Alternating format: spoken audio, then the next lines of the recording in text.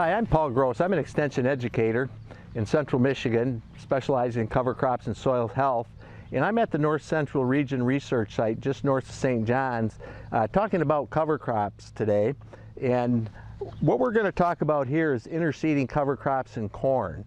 You know, one of the big challenges that farmers have and advocates of cover crops is how do we get cover crops established in a growing crop. If we're really going to make progress, we need to figure out ways to establish cover crops in our standing corn if we're really going to add the acres that we'd really like to add.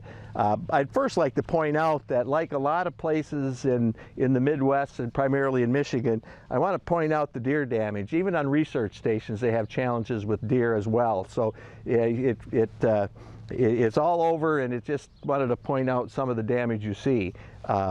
But I'm going to talk about, if you look down, you'll see the cover crops. In this particular plot, cover crop mixture was put in about V5, about the first part of June. It was done with a modified tool to put it in with a rotary hoe seed head, so it stirred the seed a little bit.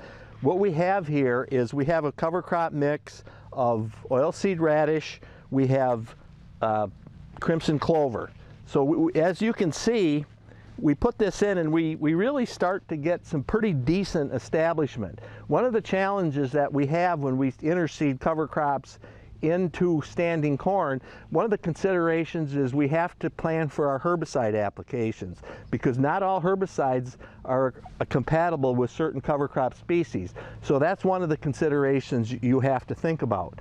The other thing you have to think about is the timing to get them established. You also have to think about the species that you might select, because some species, if you see inside the corn rows here, you can see after this corn gets pretty good height to it, it does a lot of shading. So you really need to pick species that are shade tolerant early in the season, and they can establish themselves, establish their root systems, and get going and grow under the canopy until this corn starts to senesce. Now, a lot of the researchers will say that when corn starts to senesce, when those leaves beneath the ear leaf senesce down, that's when you get about 50% canopy. So once this corn starts to senesce in mid to late August, all of a sudden you're going to see that some of these species that got established and rooted in, once they get a hold of that sunlight,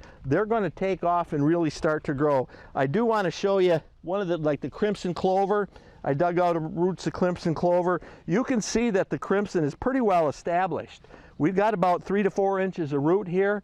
We have little nodules, so it's actually going to work. If this was a corn-on-corn rotation, the possibility of adding some nitrogen for next year's crop is a real possibility. Now you can see the oilseed radish have gotten quite a bit larger. And you know, one of the things that we'll know about oilseed radish is they're going to get large, but they're going to put that taproot down. They're going to provide some of that diversity in that system. The other thing that we want to consider when we have these cover crops, we want to have them stay small enough so they don't compete with your primary crop.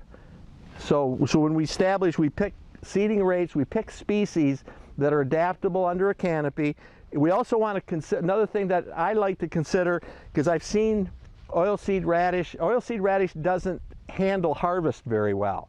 When you travel over top of them, they seem to get destroyed. But if you pick a clover that is a fibrous root, it handles harvest well, it can go through the winter, and it can help you start establishing covers to provide that soil health, that soil protection that we're after by planting cover crops. And interseeding cover crops, in this particular experiments, we're looking for ways and opportunities to interseed into standing corn. And I think this is a kind of a good example of some of the things that we can do, but we still need to continue to work in developing the mechanism to get these covers established.